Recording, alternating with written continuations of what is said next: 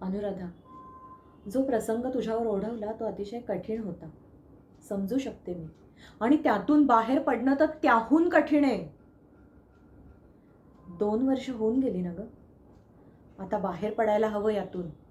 वेळ त्याच्यावर सोल्युशन आहे, काळ त्याच्यावर सोल्युशन आहे.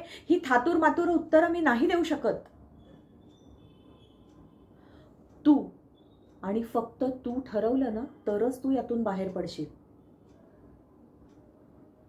किट्टीच्या बायका आल्या होत्या ना, चौथ्यांदा बोलवायला आल्या होत्या तुला, तरी नाही सांगितलंस. अगं अशाने एकटी पडशील तू.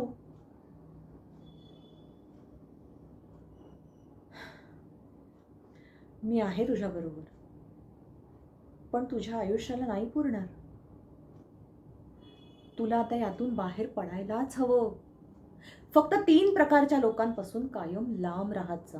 पहिली, ज्यांना वाटतं ना की मी म्हणीन ते सगळं बरोबर असतं, माझंच बरोबर आहे, आणि समोरच्या माणसाचं ऐकून घ्यायची तयारी नसते ना, अशा माणसांपासून लांब राहा. दुसरी, ज्यांचा पूर्वग्रह दूषित असतो अशा माणसांपासून लांब राहा.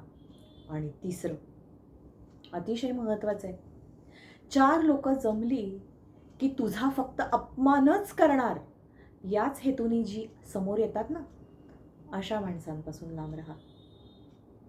बघ मग आयुष्य कसे सुंदर दिसेल तुला.